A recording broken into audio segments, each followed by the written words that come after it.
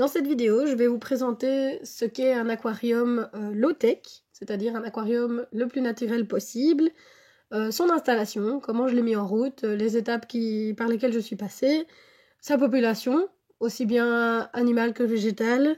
Puis je vous parlerai de son état général après 8 mois et de ce que j'en pense, de la technique du low-tech. Comme le nom l'indique, low-tech c'est peu de technologie. Donc dans cet aquarium-ci, il y a une petite pompe qui tourne, je pense honnêtement qu'elle est inutile, mais c'est une toute petite pompe de 4 watts qui tourne uniquement pour remuer un tout petit peu la surface dans un coin, pour ne pas que ça stagne. Je pense vraiment que le mouvement des poissons suffit, donc je pense que cette pompe, je vais bientôt la débrancher. Il n'y a pas de chauffage actuellement, il y a une chaufferette qui est dans l'aquarium qui est éteinte, que j'allume uniquement en hiver quand les températures descendent en dessous de 16 degrés. Attention que ma population est choisie évidemment pour tenir des températures pareilles. On n'a pas de CO2, il n'y a pas d'eau osmosée, il n'y a pas d'engrais, de choses compliquées. Il y a juste l'éclairage qui est le point quand même qui est important. C'est-à-dire que l'éclairage fournit la lumière aux plantes qui font office de filtre. Donc c'est-à-dire évidemment si vous enlevez le filtre mais que vous mettez très peu de plantes avec un très mauvais éclairage, ça ne marchera pas en théorie. Ou alors votre eau sera verte avec des microalgues qui font le boulot des plantes mais du coup vous ne verrez pas grand-chose. Donc ici non, notre but est d'avoir une eau claire comme s'il y avait un filtre, mais sans filtre. Donc évidemment ça consomme moins, ça fait plaisir au budget. Donc ici mon aquarium, vous voyez, l'eau est limpide, pas de soucis, pas de problème d'algues non plus, parce que c'est souvent un argument aussi contre, mais absolument pas aucun problème d'algues, puisqu'il y a assez de plantes pour consommer tous les déchets produits par les poissons et autres micro-organismes. Et donc il n'y a plus de nourriture pour les algues, il n'y a pas de quoi se développer. Donc ici, voilà, donc dans le low-tech, ce sont les plantes qui filtrent l'aquarium. Et c'est comme ça dans la nature, évidemment. Il n'y a pas besoin d'un filtre dans la nature. Donc ici, les plantes font tout le boulot. Donc voilà, dans cet aquarium, il n'y a que du vivant. Et c'est très très bien comme ça. Je vous explique par quelles étapes je suis passée pour l'installer. Le sol en premier lieu, puisque c'est par là qu'on commence, hein. Le sol, moi j'ai lu partout plein de choses où on vous donne des recettes de sol miracle, des sachets tout faits, des choses comme ça. Moi le sol ici, c'est de la terre de mon jardin. Donc que j'ai pris dans des petits monticules des taupes, hein, sur les taupinières, puisque là la terre est déjà nettoyée, il n'y a pas de graines dedans, il n'y a plus rien, les taupes sont passées, elles ont tout bien nettoyé. Donc en fait, cette terre est, on va dire, ne porte rien qui pourrait pourrir dans votre aquarium dans un premier temps. Donc j'ai pris ça, j'ai recouvert d'une petite couche de sable quand même pour séparer la terre de l'eau. Et puis voilà, je me suis lancée là-dedans comme ça, sans savoir si ça allait marcher, eh bien ça marche très bien. Donc ici, la terre chez moi est un peu argileuse, donc renseignez-vous un peu sur votre sol quand même. Le choix de l'eau, moi j'ai choisi de prendre de l'eau de pluie, ça aussi, ça fait partie des choses qui sont un peu décriées. Mais si elle est récoltée correctement, votre eau, je pense que c'est quand même la meilleure solution. L'eau du robinet est souvent très très calcaire, souvent pleine de nitrates au final quand même, hein, il y en a dans l'eau du robinet évidemment. Et donc voilà, l'eau de pluie ça marche très très bien. Il y a un tout petit peu d'eau du robinet au cas où il manquerait quelques minéraux dans l'eau de pluie. Je ne suis pas sûre que ce soit obligatoire, donc voilà. J'ai aussi ajouté dans l'eau pas mal d'échantillons d'eau naturelle, que j'ai trouvé dans la nature, donc d'eau des mares, d'eau d'étangs, d'eau de rivière. Évidemment, c'est un risque que j'ai choisi de courir, comme la terre. Le risque qu'il y ait des parasites ou des maladies. Hein. J'ai eu de la chance, tout va bien. Mais c'était un risque que j'ai préféré courir pour essayer d'avoir une diversité de bactéries la plus grande possible. Donc voilà, ça c'était un choix. Donc ça, vous faites comme vous voulez. Mais grâce à ça, j'ai quand même eu énormément de petits organismes qui se sont installés dans cet aquarium. Donc moi, je suis très très contente de l'avoir fait. Il y a une branche aussi dans cet aquarium. Cette branche, je ne l'ai pas passée à la javel. Elle était trop grande, donc je ne l'ai pas fait bouillir. J'ai juste fait très attention que ce soit bien une branche de feuillus et non de conifères. Mais elle a été mise telle quelle dans l'aquarium. Et oui, il y a eu des petites bactéries qui se sont développées dessus dans un premier temps, mais tout ça a disparu. Maintenant, c'est une branche qui est très très bien, très propre. Et dans la nature, elle passe pas ses branches à l'eau de Javel. Donc voilà, c'était un risque encore une fois à prendre, mais je me suis dit, cet aquarium-là, je prendrai les risques pour qu'il soit le plus naturel possible. Ça a très très bien marché, tout se passe bien. Maintenant, j'ai des petites mousses tout doucement qui se redéveloppent sur cette branche. Donc voilà, moi je pense que c'est très très bien comme ça. Le choix des plantes est important aussi car il faut des plantes à croissance très rapide pour consommer un maximum de déchets qu'il y aura dans l'eau. Donc puisqu'il n'y a pas de filtre, il faut que les plantes suivent derrière. Donc je crois que la plante que je conseille, qui est la plus facile, c'est la Vallisneria qui est là derrière, qui est la grande plante, comme une herbe comme ça, qui est une plante entièrement aquatique, qui ne demande pas énormément de lumière. Il en faut quand même, mais ça va. Donc cette plante-là se reproduit énormément et va rapidement envahir tout votre aquarium. Il faudra rediriger les nouvelles pousses pour qu'elles repartent dans le sens inverse pour ne pas qu'elles envahissent l'espace que vous voulez laisser vide, enfin en tout cas visible. Mais donc ces plantes sont, je pense, une des plus grosses parties de mon filtre qui consomme les déchets. Évidemment, les bactéries qu'il y avait dans votre filtre se développent quand même dans le sable. Hein. Évidemment, elles sont sur les plantes, sur le sable, Faut pas croire que les bactéries sont que dans votre filtre quand c'est un aquarium filtré. Donc ici, j'ai aussi une population bactérienne qui participe à la filtration de l'eau et qui est dans le sol. Et sur les plantes et sur les rochers et tout ce que vous pouvez imaginer sur le sol. Enfin voilà, donc faut pas croire que parce qu'on n'a pas mis ce petit moteur avec des mousses... Il n'y a plus rien qui vit, c'est évidemment entièrement faux. Voilà, n'hésitez pas à ramasser des choses dans la nature, évidemment pas détruire l'environnement et pas déforester, pas couper des choses, mais ramasser une racine, regardez dans quel genre de forêt vous êtes pour ne pas ramasser une racine de sapin, hein, c'est important. Mais donc voilà, ramassez des pierres, ramassez des choses, ne les désinfectez pas. Moi je ne désinfecte rien et tout se passe bien. Évidemment, j'ai peut-être eu de la chance, mais passer tout à la javel, je pense que c'est complètement opposé à l'esprit. La population maintenant, parce que ça aussi c'était un sujet important. Eh bien, sachez que dans cet aquarium, il y a 15 espèces animales que j'ai pu recenser, parce qu'il y a sûrement peut-être d'autres choses que je n'ai pas vues, et d'autres choses que je n'ai pas pu identifier non plus. Mais donc voilà, 15 espèces animales dont uniquement 3 sont des poissons. Donc votre aquarium, il est vivant autrement que parce que vous avez rajouté des poissons dedans.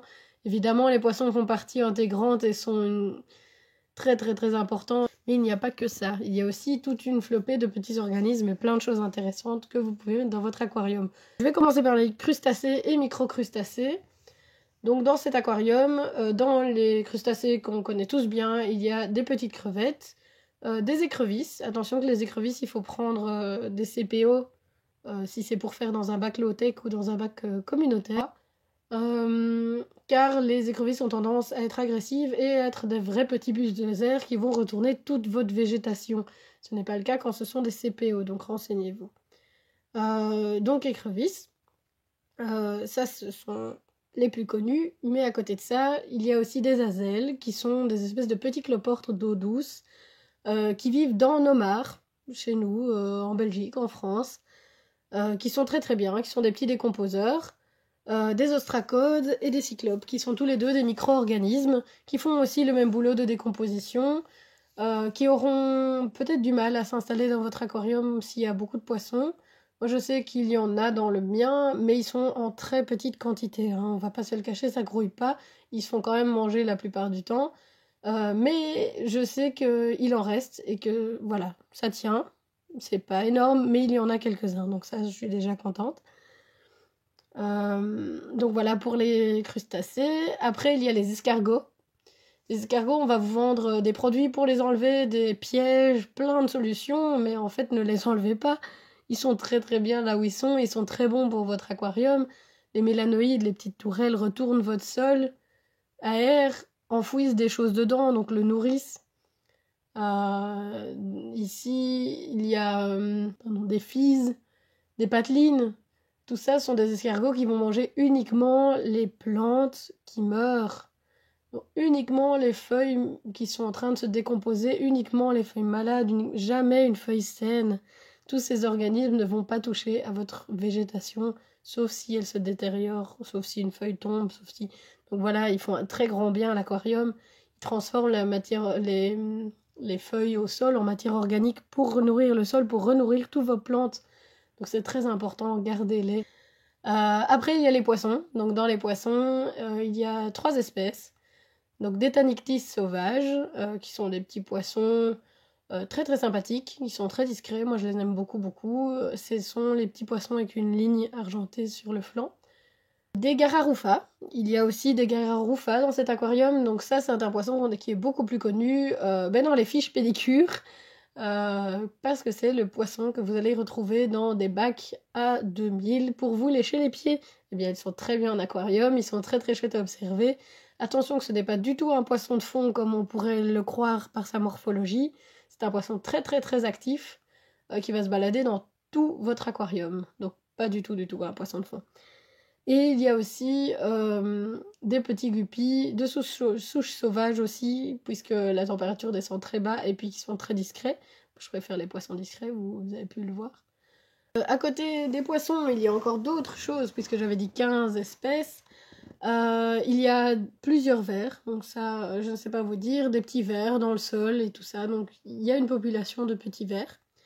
Il y a des bryozoaires aussi, ça c'est très très chouette, c'est un petit polype, donc de la famille des méduses et des coraux, qui se développe de temps en temps, qui fait des colonies.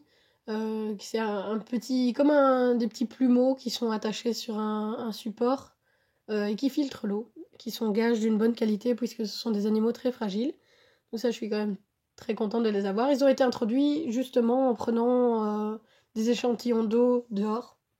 Donc je n'ai pas choisi de les mettre là, je les ai découverts, donc ça fait des très très chouettes surprises. Et alors, il y a le petit sujet controversé que j'adore. Dans cet aquarium, il y a aussi des planaires et des hydres, qui sont 2 gros prédateurs d'aquarium dont tout le monde cherche impérativement à se débarrasser. Eh bien, sachez qu'ici, ça fait 8 mois qu'ils sont là, et qu'ils ne font absolument aucun dégât. Car tout ça n'est qu'une question d'équilibre. Les hydres ne vont pas se développer par milliers s'il n'y a pas énormément de nourriture. C'est tout, c'est comme ça, c'est logique. Vous n'allez pas avoir une invasion d'hydres s'il n'y a pas de quoi nourrir ces hydres. Donc il ne faut pas craindre et commencer à balancer tous les produits possibles dans votre aquarium parce qu'il y en a une. Donc ici, les planaires, c'est la même chose. S'il n'y a pas de la nourriture qui traîne au sol en permanence et tout ça, vous n'allez pas avoir une invasion de planaires. En tout cas, ça fait 8 mois qu'elles sont là et moi je les vois uniquement quand je vais à la lampe de poche la nuit, de temps en temps, sur le sol, j'en vois une, quoi. Et je sais qu'elles sont là depuis le premier jour. Donc voilà, honnêtement, c'est quelque chose dont on a du mal à trouver des témoignages sur Internet, mais moi je garde mes prédateurs, je garde mes hydres, je garde mes planaires, elles sont très bien là, elles font partie du truc, ce sont 2 animaux hyper passionnants, ils sont tous les deux dits immortels. Évidemment, ils meurent de vieillesse, mais ça veut dire que si on les coupe en morceaux, ils survivent et même les morceaux redeviennent des êtres à part entière. Donc c'est vraiment des animaux hyper passionnants, qui sont très très bien, qui ne vont pas manger toute votre population de crevettes comme on peut le voir souvent. Donc voilà. Honnêtement, je suis peut-être un cas particulier dans cet aquarium, je ne pense pas, mais je n'ai jamais eu de soucis. Et donc voilà, donc dans tout ça, il y a 15 espèces vivantes que moi j'ai pu recenser dans cet aquarium au niveau des animaux. C'est vraiment ça qui est pour moi l'objectif, avoir un maximum de choses à observer dans votre aquarium. Alors l'état général de l'aquarium depuis ces 8 mois qu'il est en route, eh bien, je pense qu'il se porte pas trop mal, honnêtement, je suis vraiment contente. J'ai eu une petite baisse de régime au niveau des plantes à un certain moment, j'ai pas encore réussi à trouver ce qui s'était passé, mais c'est reparti. Donc tout se développe bien. J'ai perdu 2 poissons depuis qu'il est en route, dont un, voilà, quand je suis arrivée chez moi avec mon sachet de poissons, j'ai bien vu qu'il y en avait un beaucoup plus faible que les autres, donc celui-là je savais qu'il tiendrait pas le coup. Et un deuxième, voilà, un jour j'ai découvert, j'ai compté, il en manquait un, je sais pas du tout ce qui lui est arrivé. Et donc j'ai perdu 2 poissons en 8 mois. Donc ce qui n'est pas du tout lié à la qualité de l'eau ou aux conditions de l'aquarium, je pense. Donc tout se porte bien, tout se passe bien, les crevettes se reproduisent, même beaucoup trop. Tout le monde est bien vivant, les Tanictis se font la cour, se font des parades, les Gararoufa courent partout. Donc voilà, vraiment, je suis vraiment très contente. Moi, je vous encourage vraiment à fond à débrancher vos filtres, changer les masses filtrantes une par une, enlevez-les, mettez des plantes à la place, arrêtez d'acheter des filtres, achetez des plantes. C'est tout simple, c'est vraiment simple. Rajoutez des plantes, débranchez vos filtres. C'est pas compliqué, il y a vraiment... Arrêtez de siphonner les sols, laissez la nature se renouveler elle-même, laissez les déchets tomber au sol et permettez au sol de se renouveler. C'est pas compliqué, c'est même plus facile, il y a moins de choses à faire, il faut pas changer l'eau tout le temps, il faut pas siphonner tout le temps, il faut pas entretenir son filtre, il faut pas laver le filtre. Il faut juste s'arranger pour que les plantes soient nourries par les déchets qui tombent, par les déchets de vos poissons. Tout ça, c'est un écosystème. Tout ça se retransforme, se remet dans le sol et est réabsorbé par les plantes qui vont distribuer de l'oxygène en faisant la photosynthèse.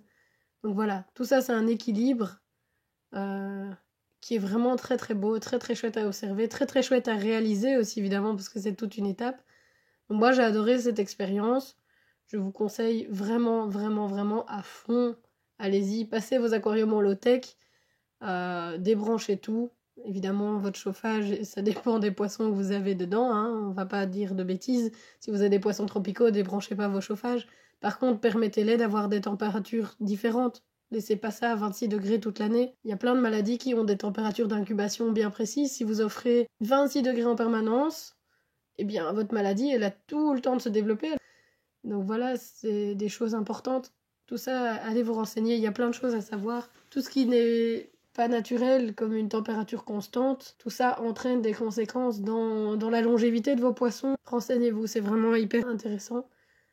Et si vous vous demandez si vous allez passer en low-tech, faites-le. Si vous n'avez jamais entendu parler du low-tech, essayez aussi, continuez à vous commenter, essayez. Je pense honnêtement que c'est la meilleure manière d'avoir un aquarium chez soi.